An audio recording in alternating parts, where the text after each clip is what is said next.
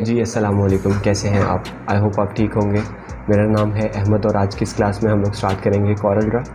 तो सबसे पहले मेरे पास यहाँ पर ये स्क्रीन में कोरल ड्रा ओपन है, जिसमें इस साइड पर सबसे पहले जो है वो आपको कुछ पेजेस के प्रीसेट्स मिल जाते हैं, क्योंकि जिस वर्किंग एरिया पे हम काम करते हैं उसको हम पेज कहते हैं। यहाँ पर काफ़ी सारे आपको जो है वो वर्किंग एरियाज़ के प्रीसेट मिल जाते हैं। इसके अलावा अगर आपके पास कोई कस्टम मेजरमेंट है तो यहाँ पर आप कस्टम मेजरमेंट पुट कर सकते हैं। जैसे एग्जांपल मैं 24 बाय 40 इंचज़ का एक पेज बनाना चाह रहा हूँ, तो यहाँ से आप इंचज़ सेलेक्ट करोगे और यहाँ पर आप अपनी मेजरमेंट जो है वो पुट कर दोगे। और यहाँ पर काफ़ी सारे यूनिट्स हैं, बट 3 यूनिट जो है वो सबसे ज़्यादा इस्तेमाल होते हैं, जिसमें सबसे पहले इंचज़ और फीट का एक ग्रुप है और पिक्सल्स और पिकास का एक ग्रुप है। इंचज़ और फीट हम तब यूज़ करते हैं जब हमें कोई भी ऐसा काम करना होता है जिसने प्रिंट होना होता है, और पिक्सल्स हम तब यूज़ करते हैं जब हमें कोई भी फ़ाइल जो है वो स्क्रीन बेस के लिए बनानी होती है। तो यहाँ से आप इसको ओके करेंगे, जो भी आपने मेजरमेंट दे रखी होंगी उसके हिसाब से आपके पास यहाँ पर जो है वो आपका एक वर्किंग एरिया जो है वो बनकर आ जाएगा। इसमें अब हमारे पास सबसे पहले ये हमारा मेन इंटरफेस है, जिसमें सबसे पहले ये आपके पास जो है वो मेन्यू बार है। उसके बाद आपके पास यहाँ पर जो है सेकंड में ऑप्शन पैनल है। जो भी आप टूल सेलेक्ट करेंगे तो यहाँ पर ये आपको ऑप्शन पैनल मिल जाता है। एंड लास्ट पे आपके पास जो है एक कलर पैलेट है, जिसको आप अपनी मर्ज़ी से कहीं पर भी जो है वो प्लेस कर सकते हैं।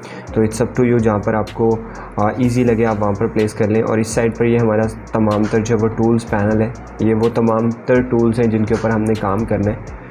और अभी हम लोग यहाँ पर फर्स्ट टूल को जो है वो डिस्कस कर लेते हैं। तो जो हमारे पास फर्स्ट टूल है उस टूल का नाम है पिक टूल। पिक टूल जो है वो कुछ बेसिक एक्शंस परफॉर्म करने के लिए इस्तेमाल होता है, जिसमें हम लोग सबसे पहले सब्जेक्ट की सिलेक्शन के लिए इस्तेमाल करते हैं। सेकेंडली हम सब्जेक्ट को ट्रांसफॉर्म करने के लिए इस्तेमाल करते हैं। और थर्ड हम सब्जेक्ट को मूव या स्क्यू करने के लिए इस्तेमाल करते हैं। तो मैंने यहाँ पर पिक टूल से सब्जेक्ट को सेलेक्ट किया। यहाँ से मैं कोई सा भी एक कलर जो है वो फिलअप कर देता हूँ।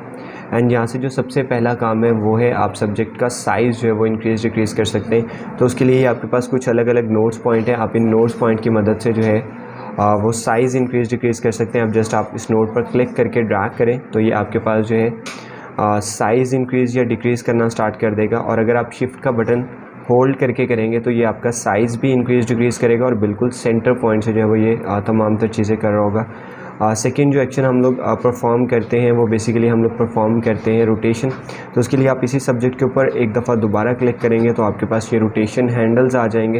एंड आप जस्ट क्लिक को प्रेस करके इस तरह से ड्रैग करते जाएं तो ये इजीली आप जिस भी एंगल पर इसे रोटेट करना चाह रहे हैं आप बड़ा इजीली जो है वो इसे रोटेट कर सकते हैं। थर्ड हम जो काम करते हैं वो बेसिकली स्क्यू है। तो उसके लिए यहाँ पर ये वाले आपके पास 2 एरो आ रहे होते हैं। आप इसको क्लिक को प्रेस करके ड्रैग करें तो अब आप सब्जेक्ट को जो है वो स्क्यू कर सकते हैं। आप अपर साइड पे करना चाहें या लेफ़्ट टू राइट करना चाहें, इट्स अप टू यू। और इसके बाद जो हमारे पास अगला एक्शन हम परफॉर्म करते हैं वो हम सब्जेक्ट को मूव करना चाह रहे हैं एक जगह से दूसरी जगह, तो उसके लिए भी हम लोग जो है वो इसी टूल का इस्तेमाल करते हैं। अब इसके बाद हमारे पास जो अगला टूल है वो हमारे पास है शेप टूल। शेप टूल हमारा एक one of the most important tools में से एक टूल है। और शेप टूल को हम यूजेज पॉइंट ऑफ व्यू से 3 हिस्सों में जो है वो डिवाइड करते हैं। सबसे पहले हम लोग बेसिक यूज़ देखते हैं एंड देन हम एडवांस यूज़ देखते हैं। तो मैंने यहाँ पर एक ही शेप के कुछ कॉपीज़ क्रिएट कर ली ताकि मैं आपको यहाँ पर डिफरेंस दिखा सकूँ कि जब हम शेप टूल को यूज़ करेंगे तो ये कैसे शेप के ऊपर जो है वो वर्क करेगा।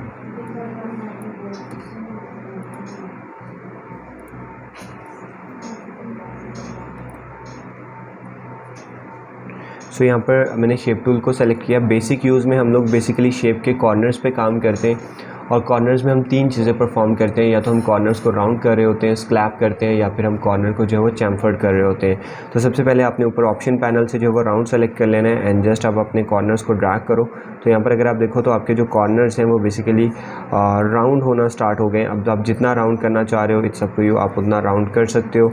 सेकेंड हम लोग जो है वो स्लैप कर सकते हैं। तो यहाँ पर आप सेकेंड ऑप्शन सेलेक्ट करोगे स्लैप कॉर्नर एंड जस्ट आप यहाँ से ड्रैग करो और आपके पास जो है वो ये कॉर्नर स्लैप होना स्टार्ट हो जाएंगे। एंड थर्ड आपके पास है चैम्फर, जिसमें आपकी जो शेप है वो स्ट्रेट कट में या स्ट्रेट एजेस में आना स्टार्ट हो जाएगी। तो यहाँ से आप जो है वो इस तरह से भी परफॉर्म कर सकते हो। अब अगर आप देखो तो हमने एक बेसिक रेक्टेंगल को 3 अलग अलग शेप्स के अंदर जो है वो कन्वर्ट कर दिया।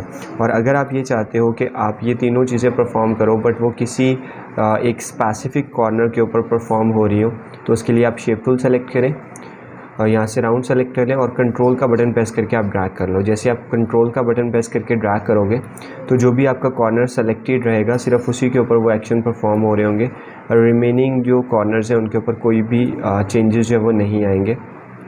तो यहाँ पर ये देखिए मैंने तीनों शेप्स के जो एक एक कॉर्नर है उसको मैंने यहाँ पर चेंज कर दिया और हमारे पास कुछ नई शेप्स जो है वो बनकर आ गई। सेम एज इट इज़ आप बहुत सारी जो शेप्स हैं वो क्रिएट कर सकते हैं। वीडियो में हम लोग जो है वो शेप टूल का एडवांस यूज़ देखेंगे जिसमें हम लोग एक लेटर हेड डिज़ाइन करेंगे और बहुत सारी चीज़ें डिस्कस करेंगे। तो तब तक के लिए हमारे चैनल के साथ जुड़े रहें और हमारे चैनल को सब्सक्राइब करें। Thank you so much.